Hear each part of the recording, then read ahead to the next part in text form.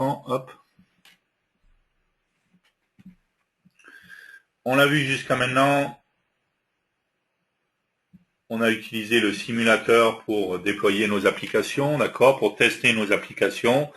Maintenant, très souvent, on va avoir besoin forcément de créer, de déployer sur notre téléphone, sur notre iPad ou ainsi de suite.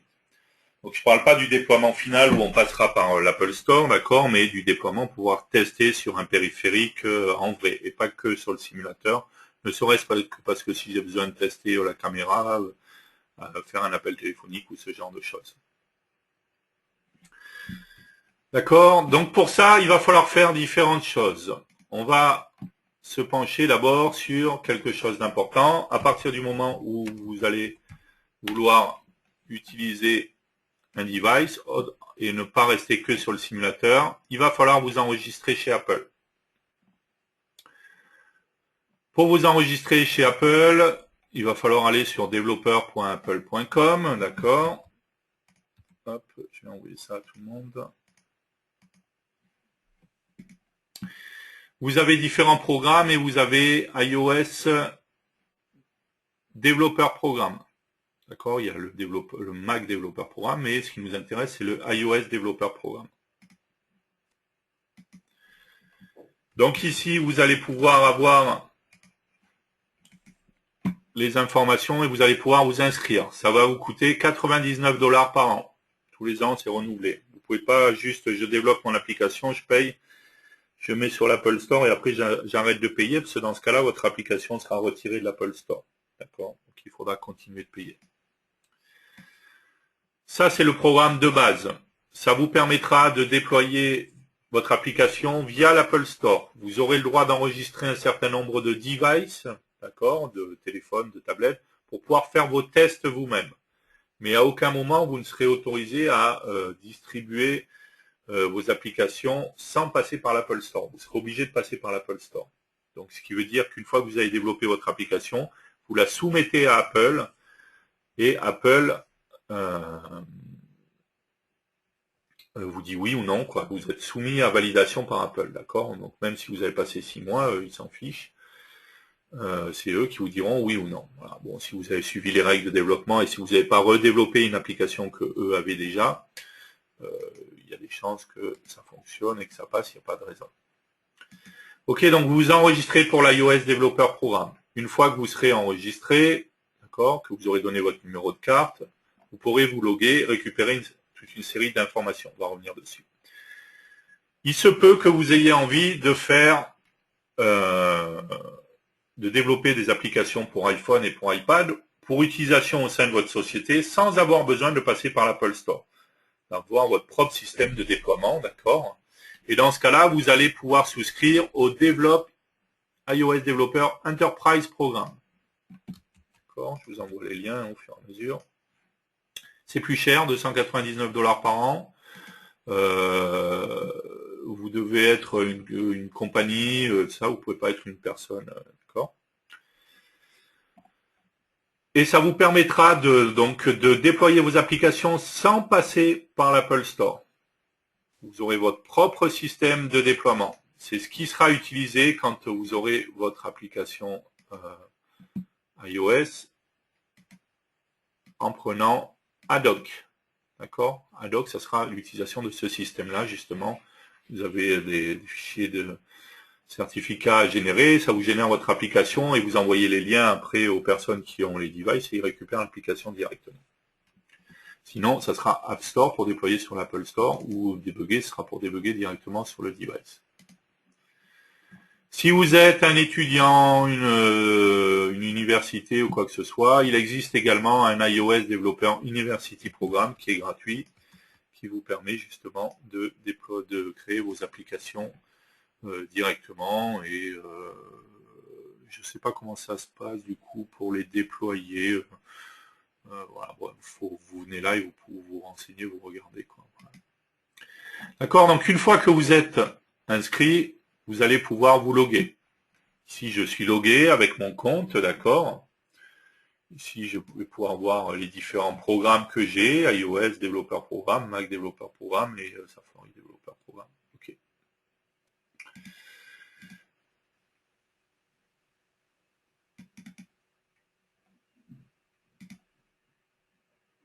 et je vais pouvoir aller récupérer des informations et aller récupérer toute une série de choses. Avant de faire ça, il va falloir que je vienne ici, dans mon RAD Studio, et que j'aille dans Outils, Options.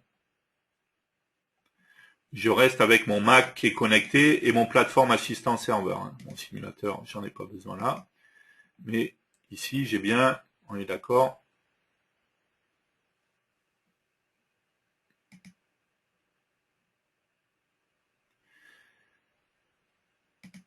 J'ai toujours mon plateforme assistant serveur qui tourne, ça, il n'y a pas de problème, et il faut que je le laisse, d'accord?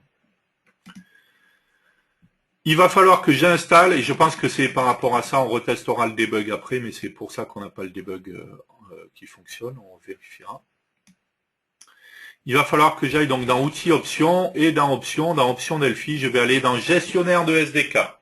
Il va falloir que j'installe, pas sur le Mac, hein, mais sur le Windows, certaines librairies qui me permettent, qui seront nécessaires pour pouvoir, de toute manière, générer mon application pour un device.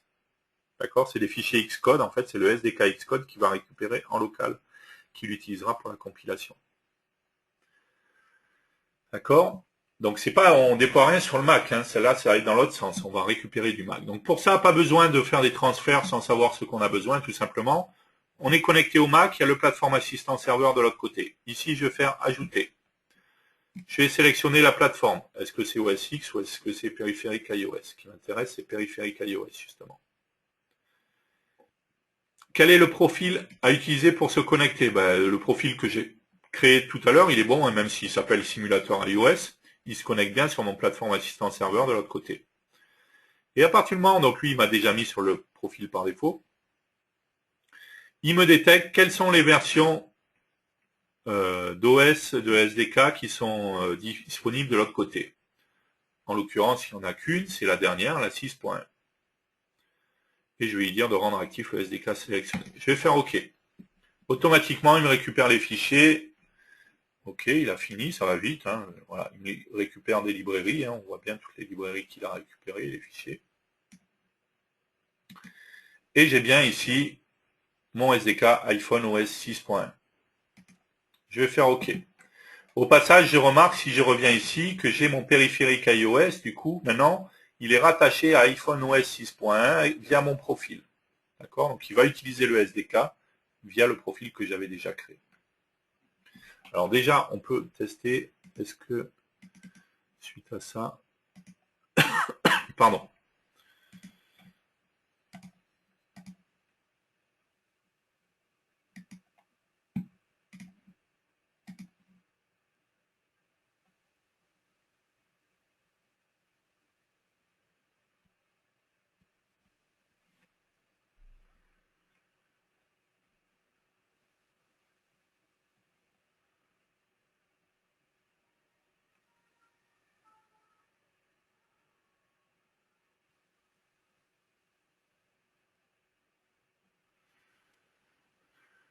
Pourquoi je ne peux pas avoir mes points d'arrêt? Ça c'est bizarre. Ah oui, on va vérifier autre chose, mais normalement ça l'aurait déjà été paramétré. Donc on va vérifier quand même.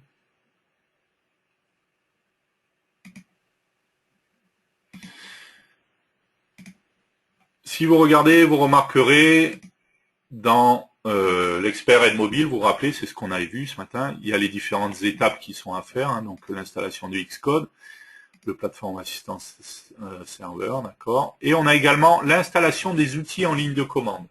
Ça, c'est important, notamment pour la partie debug, mais logiquement, je les avais installés, donc je ne vois pas pourquoi ils n'y seraient plus. Donc, on va vérifier juste que c'est bien installé. Donc, pour ça, il va falloir aller dans Xcode. D'accord, donc on va aller dans Applications. Xcode. Choisissez Préférences dans le menu Xcode. Hein. Donc Xcode Préférences. Pardon, Préférences. Dans le page mot général, cliquez sur donc Général.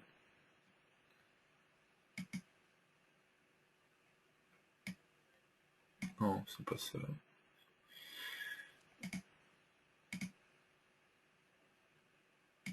Xcode Préférences. Dans le panneau général, c'est Download, d'accord. Donc ils sont bien là. Ah, ce qui se passe, c'est qu'il y a un update qui n'a pas dû être fait. Voilà, donc c'est pour ça que ça ne fonctionne pas. D'accord.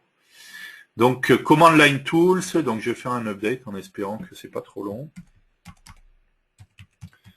Il y a dû y avoir un update de. J'ai dû faire un update de l'OS, mais pas de qui a dû mettre à jour Xcode, mais j'ai pas mis à jour les Command Line Tools.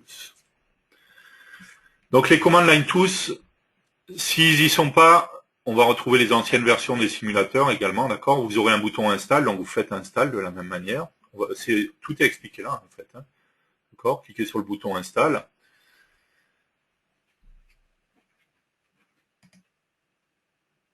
Hop.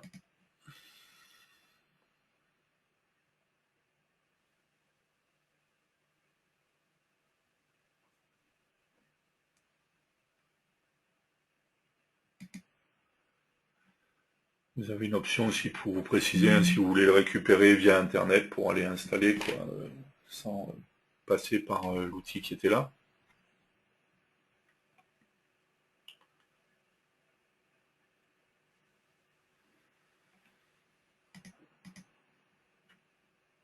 Ça. Ok, il est encore en train d'installer. On va en profiter pour parler d'autre chose. On va le laisser installer ça. Une fois que vous aurez fait ça, c'est ce qui est expliqué ici hein, aussi, si vous continuez de revoir. C'est pour ça que c'est important de voir toutes les options qui sont paramétrées, qui sont prévues ici. Il va falloir que vous récupériez un certificat développeur. Pour ça, en fait, tout simplement, quand vous êtes ici sur votre page développeur.com Member Center, d'accord, vous avez ici Certificate. Vous allez ici, et ici, c'est ici que vous allez pouvoir gérer tous les certificats pour vos applications que vous allez développer, que ce soit les applications Mac, iOS, et ainsi de suite. Vous allez trouver les identifiants, parce qu'il va falloir définir des identifiants pour vos applications, c'est ce que j'ai défini ici. Il va falloir définir des certificats, d'accord, il y a un certificat qui a été créé ici, qui est valable jusqu'au 8 avril 2014. Vous pouvez mettre des dates de fin dans vos certificats. En fait, tout simplement, vous allez ici, et vous allez dire quel type de certificat vous allez vouloir créer, d'accord, un iOS App Développement. Est-ce que c'est un certificat pour Store and Adoc ou Apple, d'accord, ou pas forcément pas ce type certificate, d'accord. Intermediate certificate, voilà, vous suivez toutes les options et automatiquement il vous créera au final votre certificat.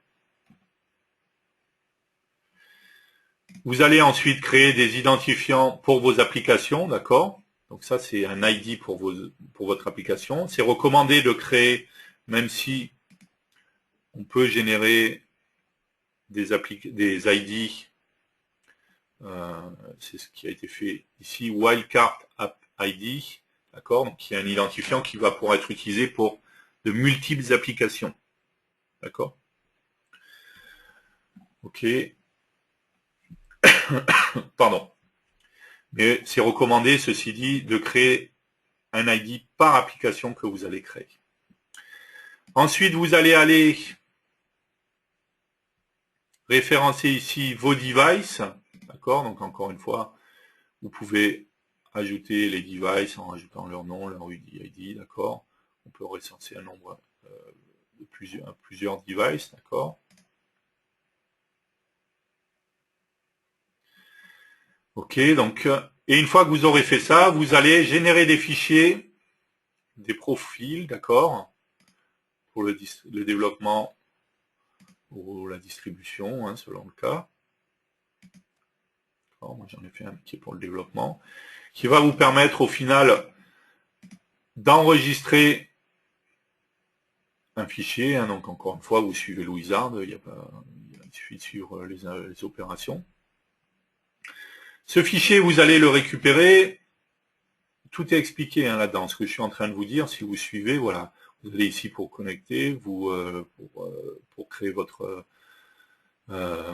compte développeur, voilà, approvisionnement de votre périphérique iOS, donc création d'un ID d'application, d'accord. Donc tout ce que je vous ai expliqué, c'est expliqué là, étape par étape, donc il suffit de suivre en fait. Il n'y a rien de très compliqué. Une fois que vous avez fait ça, vous allez vous retrouver avec le fichier. Il n'a pas fini d'installer ici, c'est pas grave.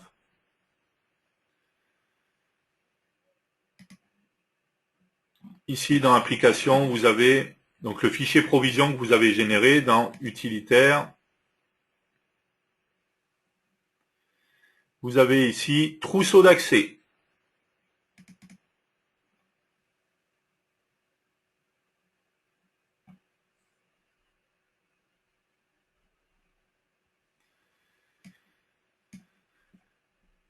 Et dans le trousseau d'accès, vous allez voir vos différents certificats. Enfin, vous allez pouvoir importer un certificat, d'accord. Vous allez voir vos clés, d'accord. On revoit les ID que j'ai créés, d'accord, et les certificats qui ont été créés. Une fois que vous avez votre certificat ici, si vous êtes là, d'accord, vous regardez, vous avez le nom du certificat, ce qui est avant le 2 points, iPhone développeur. D'accord. C'est le nom que j'ai donné au certificat au final. On va attendre que lui, il est fini.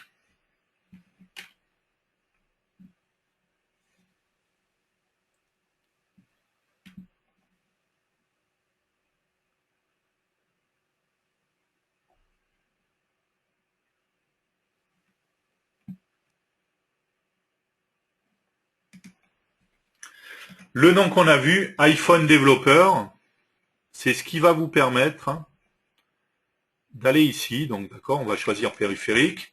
Donc là, après, votre téléphone ou votre tablette, vous la branchez en USB sur votre Mac. C'est ce que j'ai fait. D'accord, c'est j'ai connecté mon téléphone, mon iPhone sur le Mac, d'accord, en USB. Ici, je vais choisir périphérique iOS. Ok, je vais prendre des bugs, je ne vais pas m'occuper du Haddock ou du Apple Store. Et ensuite, si vous allez dans Projet Options,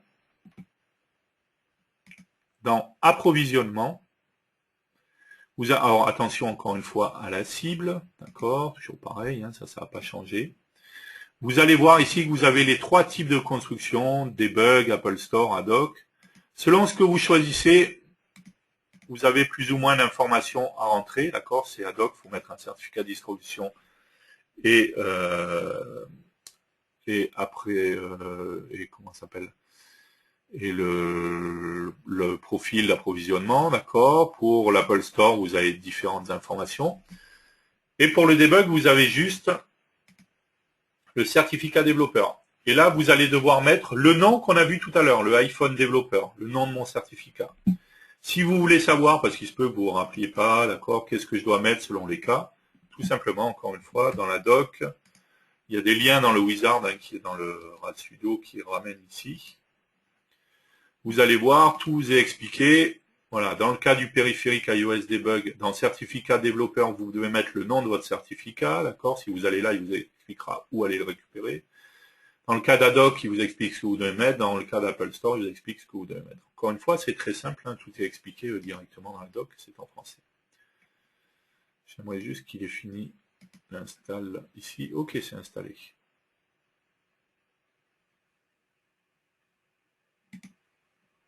Donc on va quitter Xcode.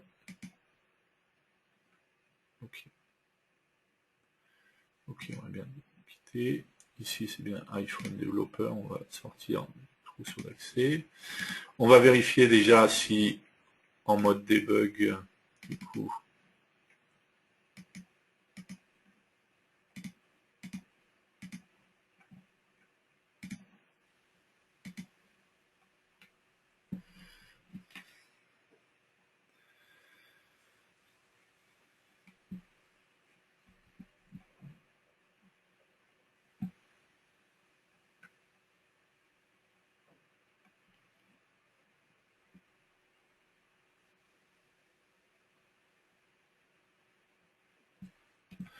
hop, si je vais de l'autre côté, enfin non, on va voir déjà.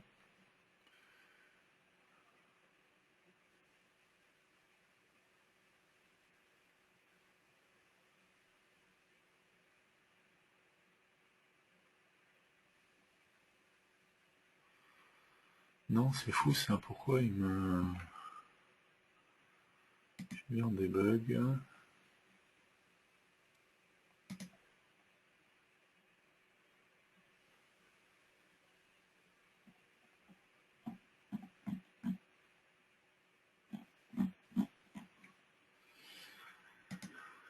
C'est bizarre, je sais pas pourquoi j'ai pas accès au debug, puisque ça fonctionne normalement, donc...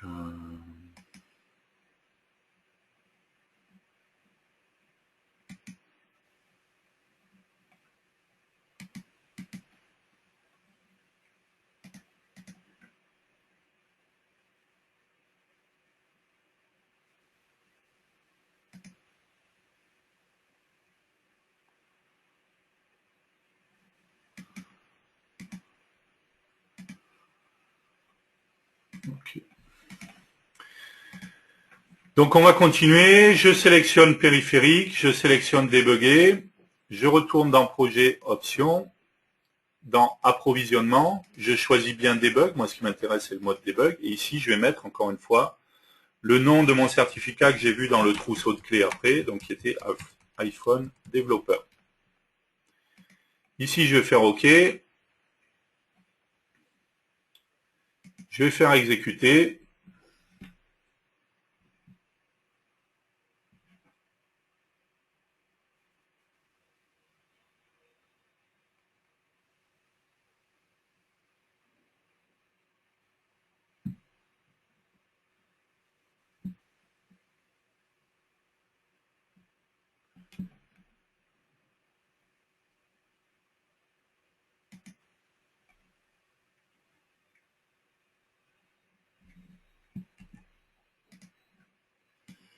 Alors, hop.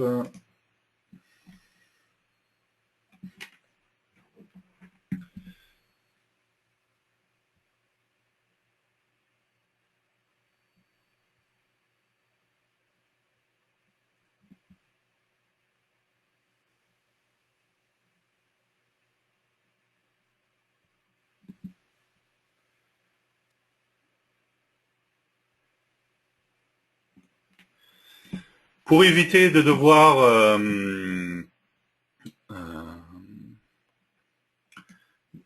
comment ça s'appelle, mettre une caméra sur mon téléphone et tout ça, j'utilise un outil en fait, je vais vous donner l'adresse, il en existe d'autres, hein. J'utilise celui-là mais il en existe d'autres, c'est pas ça, Reflector, je vais y arriver, Reflector, voilà, qui est un logiciel qui s'appelle Reflector, d'accord, qui va fonctionner par contre que si vous avez une version récente d'iPad ou d'iPhone, d'accord, qui va vous permettre tout simplement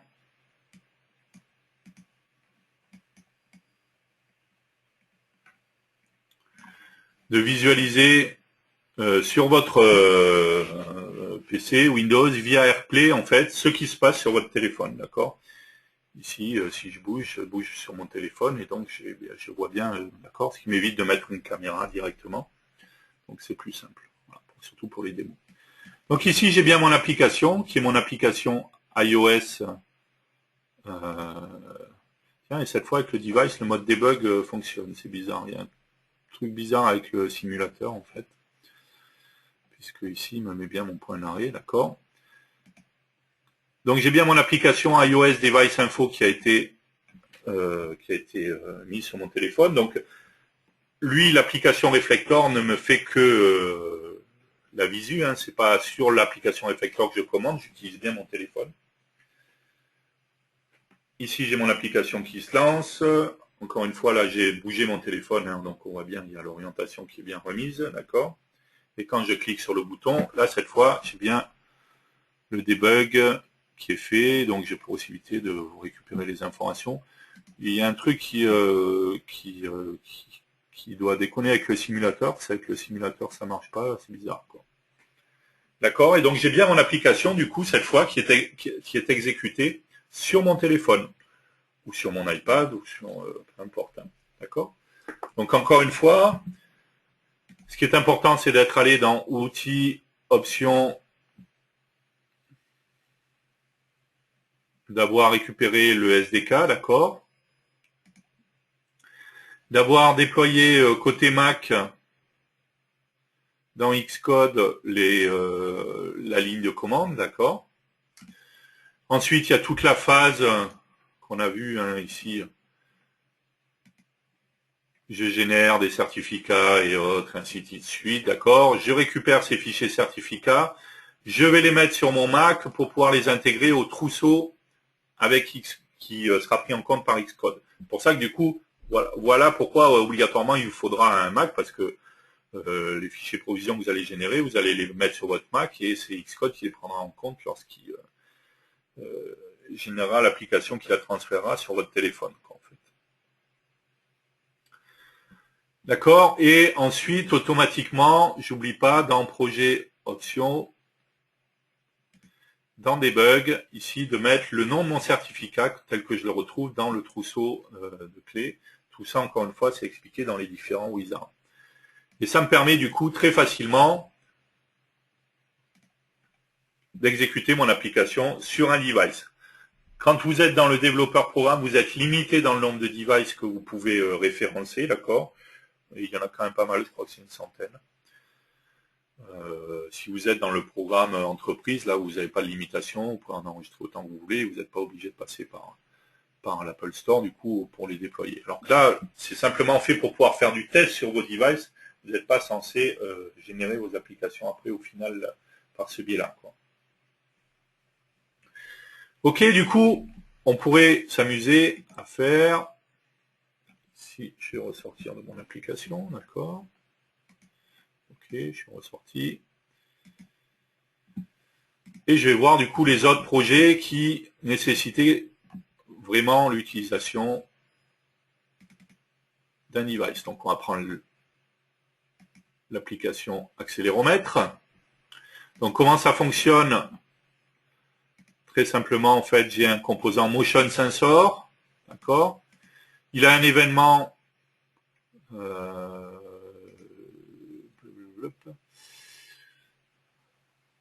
non, ben là on le fait avec un timer, d'accord. On ne le fait pas à chaque fois que ça change. Il y a un timer qui a été mis là, voilà, il y a un intervalle qui a été mis. Et sur chaque intervalle, tout simplement, je vais vérifier les propriétés qui sont valables dans le sensor, d'accord, dans le composant motion sensor.sensor.available properties. Si se peut que selon certains téléphones, j'ai pas accès à tout. Et je vais récupérer les informations, d'accord, motion sensor.sensor, accélération X, accélération Y, accélération Z, angle, d'accord, motion, vitesse et ainsi de suite. Et j'affiche tout ça tout simplement dans les différentes informations qu'on a. Donc si cette fois ici, je choisis bien périphérique iOS, ok, déboguer, je vais bien dans projet option, dans approvisionnement, dans debug, je mets bien mon certificat développeur, d'accord, iPhone développeur.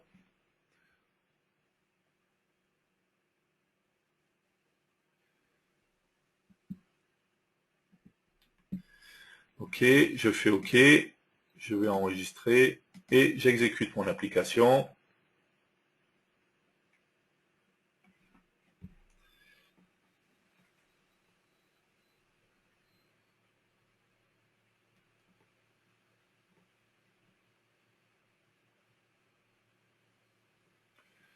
Ok.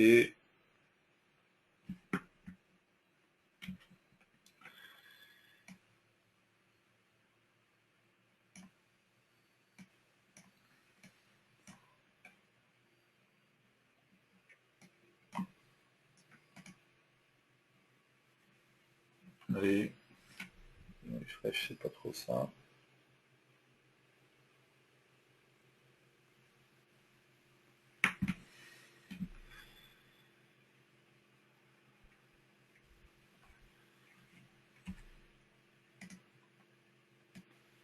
Ok, il me lance bien mon application. Elle est en cours de lancement sur mon téléphone aussi.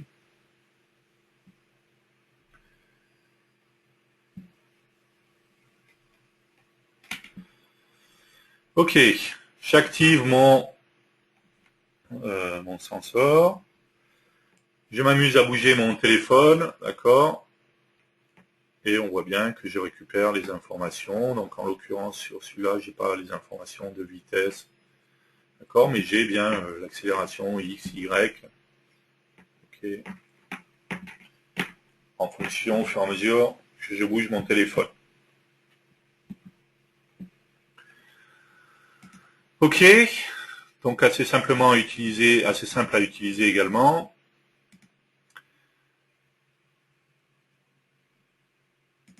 Caméra app, on va voir comment on peut utiliser la caméra. Tout simplement, on a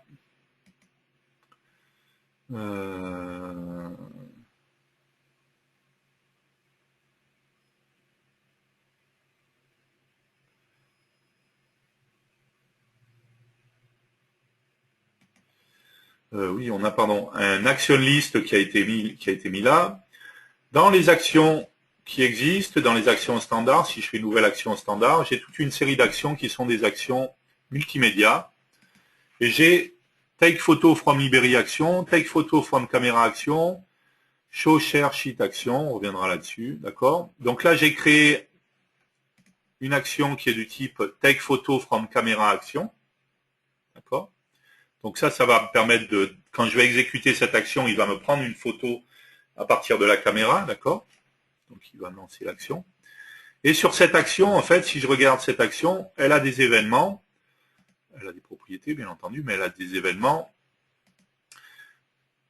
On can exécution exec, donc ça c'est savoir si on va autoriser l'exécution ou pas. Si on a fait cancel lorsqu'on a pris la photo. Et sinon, on dit finish taking, d'accord, dans le cas où tout simplement j'ai fini de prendre ma photo avec le téléphone. Et tout simplement en paramètre, j'ai un composant image, j'ai une variable image, un type tbitmap. Et ce que je fais, c'est que j'assigne ce bitmap à mon composant image que j'ai là. D'accord? Donc très simple, une action standard. À l'exécution de cette action, je récupère la photo de la caméra. Si j'exécute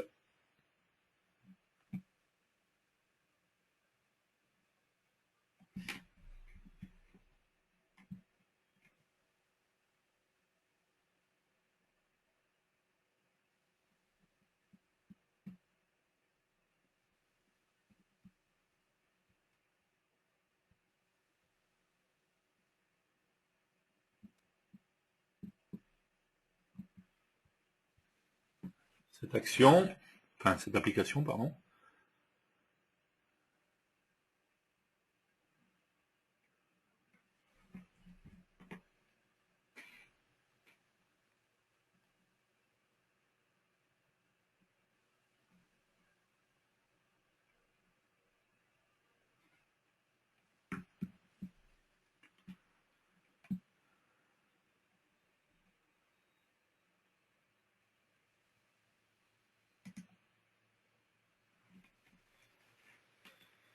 Donc c'est un peu plus long hein, parce qu'en plus du Delphi, là du coup il y aura le studio qui tourne, il y a l'application Reflector App qui transmet la vidéo entre l'iPhone et le PC, donc ça aide pas non plus au terme de performance.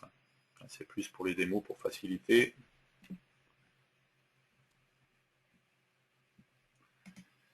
Allez.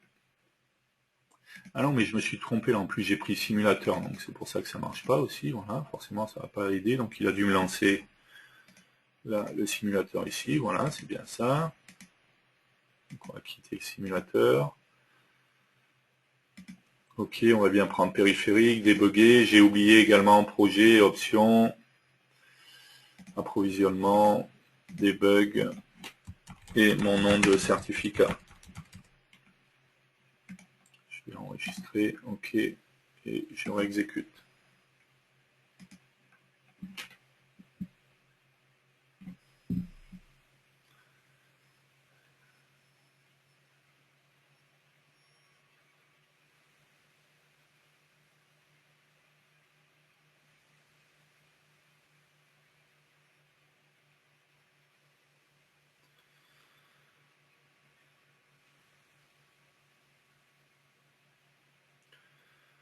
C'est un petit peu long, parce que j'ai beaucoup de choses aussi sur ma machine. En plus, aujourd'hui, on n'a pas William, donc habituellement, c'est lui qui gère l'enregistrement de la vidéo. Là, je suis obligé de le gérer moi-même aussi, d'accord, pour pouvoir enregistrer, pour qu'on puisse après publier sur YouTube. Du coup, ça aide pas en termes de perf sur ma machine. Ok, donc on a mon application, d'accord. Si je clique sur le bouton qui est ici, ok, je vois bien mon écran, d'accord. Je vais prendre la photo. Je vais faire utiliser, j'ai pas besoin de la recadrer.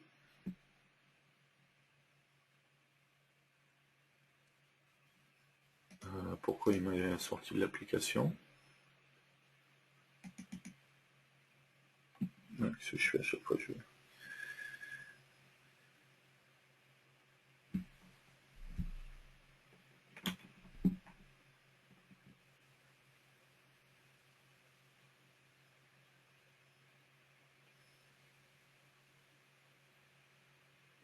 Voilà.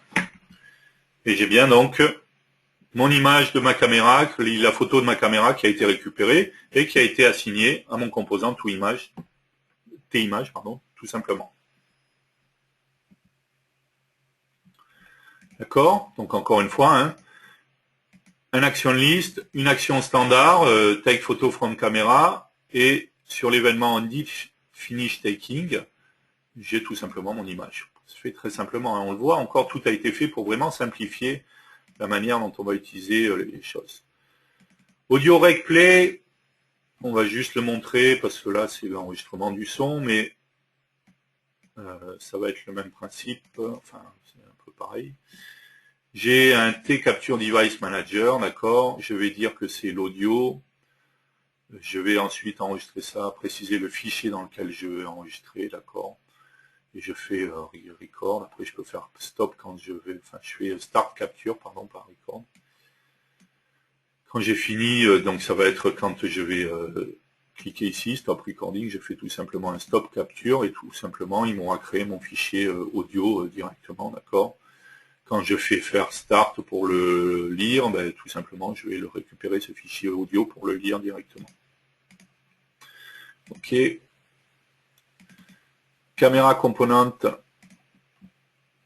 Donc là, c'est pas prendre une photo, c'est vraiment visualiser dans la caméra, d'accord, enregistrer ce qui se passe dans la caméra. Donc on a un composant caméra componente, d'accord. Il y a un événement onSampler buffer ready. Et tout simplement, je récupère, j'ai un thread qui a été mis en place. Je récupère l'image, je précise la taille de l'image, d'accord. Je fais, j'appelle la fonction getImage, ici c'est getImage, c'est la fonction qui est là. Je fais caméra component, sample buffer to bitmap, en lui passant quel est le composant bitmap sur lequel je souhaitais afficher. D'accord. Donc à chaque fois que ça va changer au niveau de la caméra, ça va s'afficher dans ce composant image. Quand je vais faire stop, je vais faire d'accord, active à true pour ou à false pour démarrer ou arrêter ma caméra. D'accord. Donc si je fais ça, hop, ici je vais prendre débugger, projet option. Je pense bien approvisionnement, debug, pardon. iPhone développeur. D'accord, ok. J'exécute.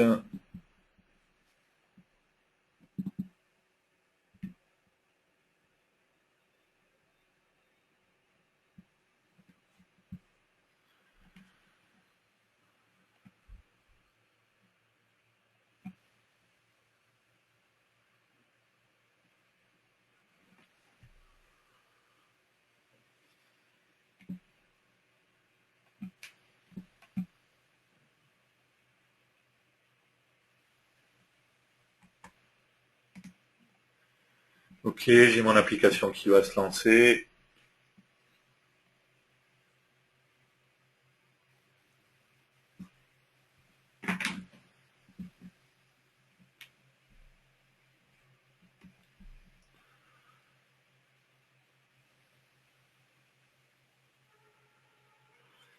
Si je fais Start Caméra,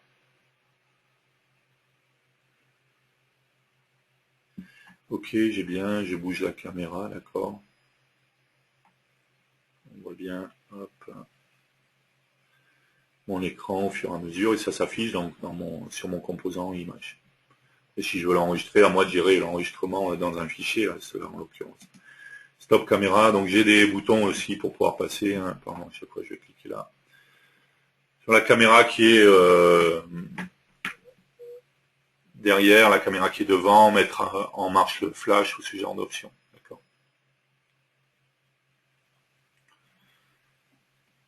Ok.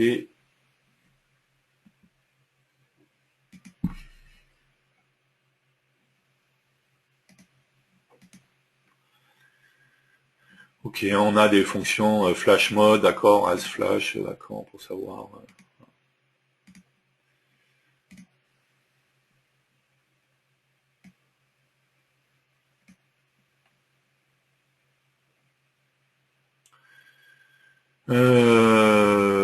Gyroscope.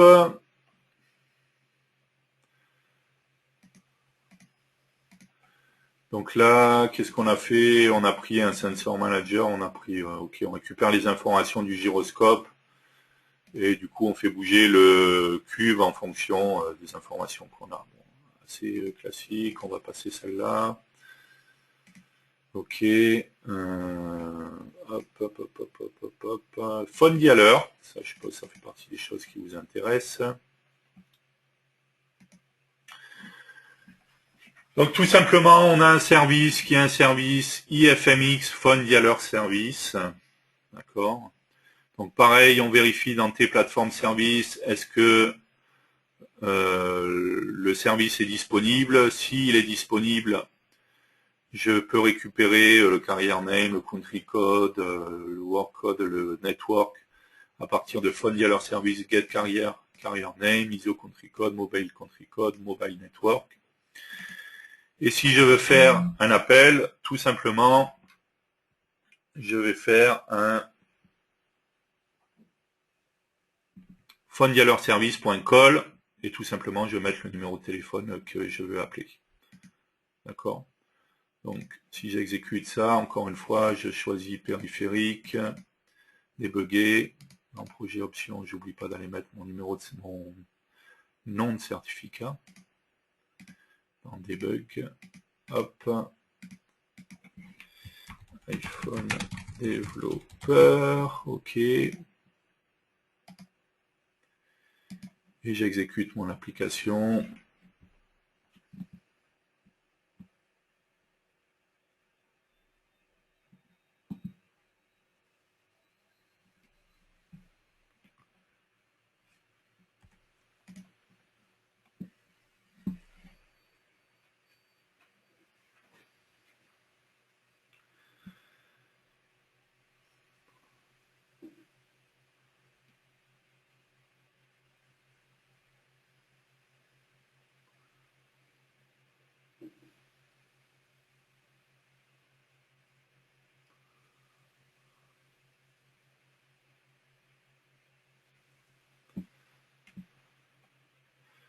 Ok, je suis bien sur mon téléphone, je peux récupérer le Get Carrier Info, je suis bien sur SFR, d'accord. Je suis bien FR, c'est bien France.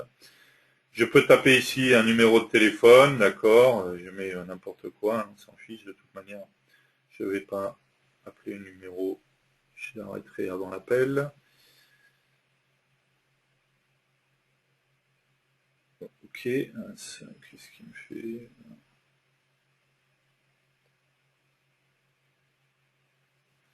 Et si je fais make call,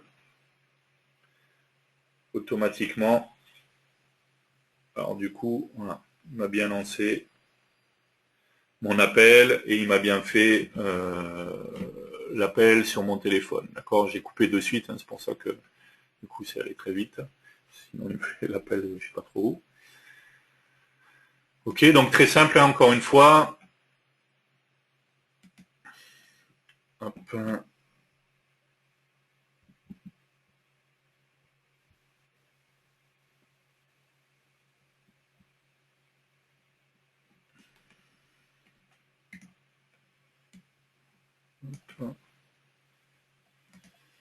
Non, mon service.call directement le numéro de téléphone. Hein. Il n'y a pas grand chose de compliqué.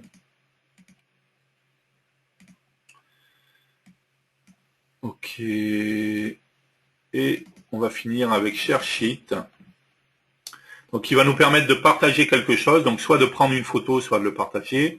Encore une fois, ici, il y a dans les actions list, donc l'action de prendre la photo, on l'a vu. Il y a une action qui est Show Share Sheet Action.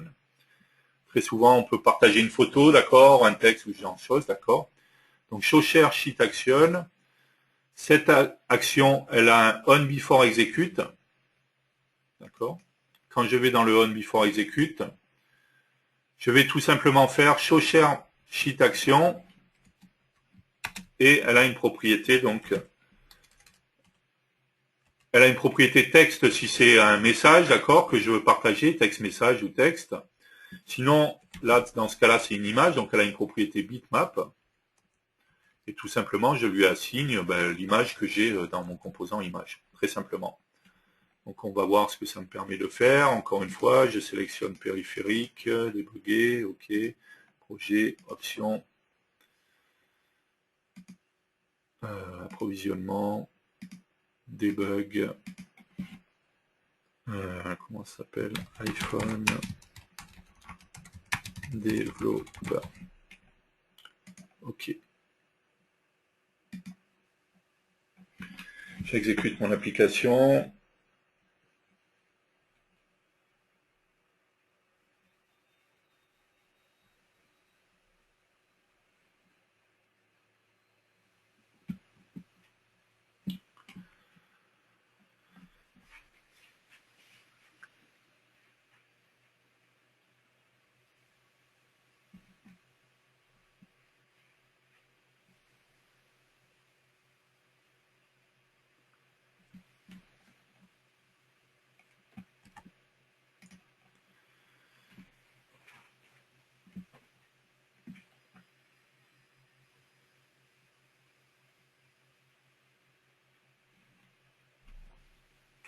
Donc ici, je pourrais prendre une photo, pareil, ça on l'a déjà vu via la caméra. Sinon, en faisant share, ici, je lance l'action qu'on a vue tout à l'heure. Pardon, chaque fois que je clique là, c'est sur le téléphone, il faut que je fasse. Et automatiquement, il me propose d'envoyer ma photo en fonction de ce que j'ai d'installer sur le téléphone, Twitter, par mail, d'assigner ça à un contact, d'enregistrer dans la pellicule, d'imprimer, de copier, et ainsi de suite. Donc de pouvoir partager en fonction. Si j'ai d'autres applications qui permettent de partager les choses, elles seront listées directement là. D'accord. Et si j'ai plus qu'à choisir, et automatiquement, cette photo sera partagée. Je ne vais pas le faire là. Mais voilà. Donc encore une fois, très simple, une action standard, pardon, qui a été prévu pour ça et qui fait déjà directement tout le travail, quoi.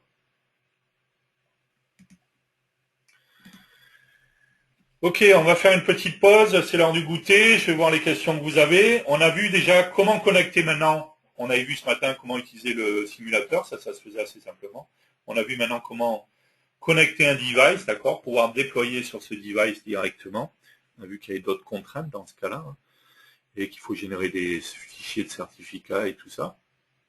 S'enregistrer chez Apple. Et qu'après, par contre, on peut, en connectant directement en USB le téléphone ou la tablette, pouvoir définir, paramétrer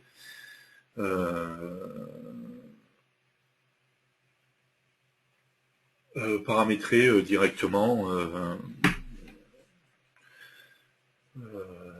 je vais y arriver, paramétrer notre téléphone directement. Ok, est-ce que vous avez des questions par rapport à tout ce qu'on a vu?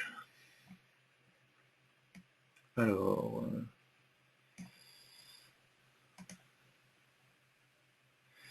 Est-il possible de développer dans des applications iOS pour iPhone des fonctionnalités d'envoi et de réception de SMS en utilisant l'opérateur téléphonique de l'iPhone? Alors, réception, non. Il faut savoir que Apple met certaines restrictions hein, dans ce que les applications ont le droit de récupérer comme info ou pas. Hein. Donc, pour les SMS, en l'occurrence, il y a une application de SMS et c'est celle d'Apple qui est utilisée pour la réception des SMS. En fait. Par contre, pour envoyer un SMS, alors, je vais vous donner un lien qui est intéressant. Hop. Alors Olaf a fait un sujet là-dessus en parlant d'une fonction qui s'appelle qu'en OpenURL, d'accord, enfin, non, pardon, OpenURL, d'accord, que vous allez trouver dans l'unité appleutile.mac.pap, pardon. Donc c'est une unité qu'il a mis. Sinon, il y a une autre possibilité de faire un OpenURL directement avec les unités qu'il y a en standard. Mais ce qui est intéressant, c'est pas tellement ça, c'est juste que il faut savoir qu'en faisant des OpenURL, quand on fait une URL classique, ben dans ce cas-là, c'est le browser de l'iPhone ou de l'iPad qui se lance. Mais si je formate cette URL, ça peut être d'autres applications qui se lancent. Si par exemple, l'URL, je la formate du style SMS, de point et mon numéro de téléphone, et puis après, je peux mettre le message, ainsi de suite, ben, je vais pouvoir envoyer un SMS directement, et ainsi de suite. D'accord? En fait, tout simplement, si on regarde sur ce lien, d'accord, hop, que je vais vous envoyer. On va retrouver, voilà, pour phone links, voilà, pour faire une URL pour un téléphone. Donc, on pourrait aussi lancer la numérotation d'un téléphone juste avec une URL sur cette forme-là, quoi, en fait. Voilà, pour text link, donc c'est SMS, voilà, avec ce genre de lien directement, voilà. Donc voilà, il y a plein de manières de formater des URL pour pouvoir accéder directement à des applications autres que les applications standards. Et on a, je crois qu'il y avait un autre lien aussi où il y avait plus.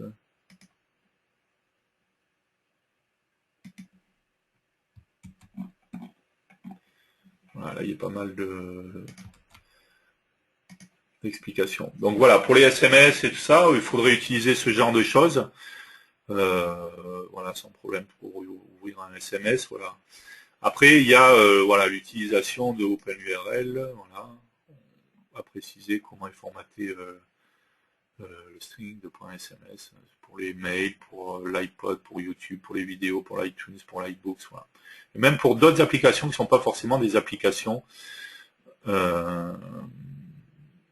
Apple. D'accord? Donc n'hésitez pas à aller voir ces liens. De toute manière, dès que vous allez vouloir faire d'autres choses que toutes les choses classiques qu'on a vues, il est clair qu'il faudra se pencher sur la doc Apple pour voir, parce qu'il y a plein d'autres API qui sont peut-être pas forcément portées de suite, mais que vous allez pouvoir réutiliser tout simplement parce que, voilà, si vous regardez dans FMX,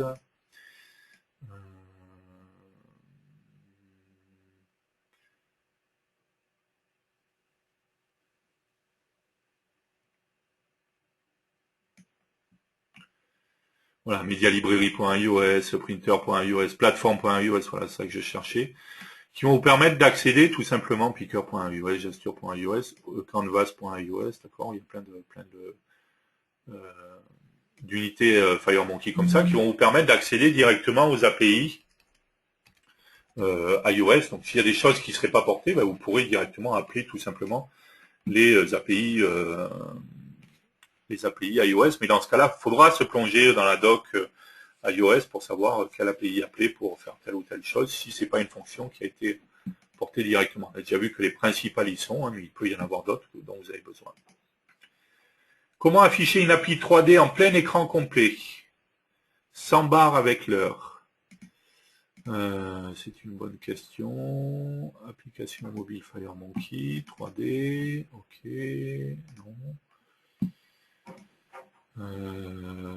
Est-ce qu'on a des propriétés là-dessus qui me permettent de...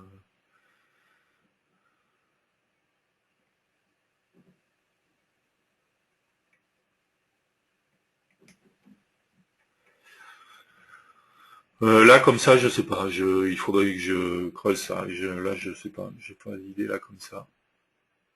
J'essaierai de voir si je trouve cette info-là. Je vais me le noter.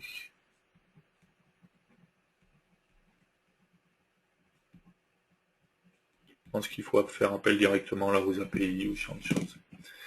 Quel type de machine avez-vous? Les compilations sont assez longues. Donc encore une fois, je l'ai dit, il y avait le réflecteur qui était là pour visualiser. En plus, il y a l'enregistrement vidéo que je gère puisque William n'est pas là, donc je suis obligé de le gérer moi-même. Il y a beaucoup de choses qui tournent sur la machine. C'est lié à ça, le fait que ce soit un peu long. Ensuite, je rappelle que ça passe aussi via le Mac, hein, c'est-à-dire que c'est pas en direct comme quand je compile pour Windows, quoi. Ça compile, ça transfère sur le Mac, ça met en mode debug sur le Mac ou pas. Voilà. Peut-on utiliser le micro en mode écoute, sans enregistrement, avec lecture du flux en direct? Je pense que ça doit être faisable, hein. On n'a pas regardé toutes les démos, mais il y en avait une, Play Audio File, donc je pense qu'il faudrait regarder comment combiner ce qui est enregistré directement avec... quoique je ne sais pas si on n'est pas obligé de passer... J'avoue que je ne sais pas si on peut le faire sans passer par un fichier, en fait. C'est une bonne question. Après, il faut voir aussi qu'il y a des fois des choses qui ne sont pas forcément autorisées par Apple, hein, donc c'est à vérifier déjà au niveau d'iOS, de la doc iOS, savoir si ça fait partie des choses qu'on peut faire. Comment définir dans notre appli qu'elle accepte un partage en entrée, justement? J'avoue que je sais pas quels sont les paramètres à définir par rapport à notre application pour qu'elle accepte les paramètres en entrée. Je sais pas, je me suis penché sur la doc iOS, mais il y a beaucoup de choses, j'ai pas tout regardé en détail, donc j'avoue que je sais pas. J'ai raté le début. L'iPhone est connecté par USB sur le PC ou sur le Mac? Non, sur le Mac, hein, parce que ça transfère bien. C'est pour ça que c'était aussi pas simple, c'est-à-dire que le RAL Studio compile, il transfère via le pas serveur, d'accord, qui tourne encore une fois hein, qui tourne ici, d'accord, sur le Mac, d'accord. L'application et Xcode qui est sur le Mac va reprendre ça pour transférer ça, puisque mon device est connecté. Xcode va transférer ça sur mon device. Et après, j'avais Reflector App qui est sur le PC Windows, par contre, qui ne fait que l'affichage de ce qui est exécuté sur le téléphone. Voilà, donc c'est pas simple et ça fait beaucoup de choses qui tournent en même temps.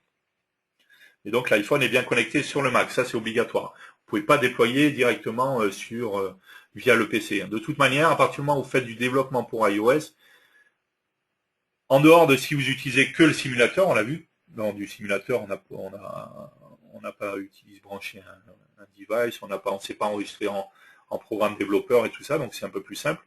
Mais dès que vous voudrez transférer sur votre téléphone, déployer ça, sera un peu plus compliqué. Il faudra de toute manière un Mac, ça c'est obligatoire, dans tous les cas. D'autres questions? Ok, on fait la pause goûter.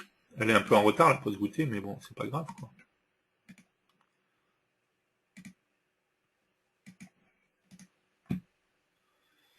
Hop, je l'ai là, je crois. Allez, pause goûter, on se retrouve dans quelques minutes. À tout de suite.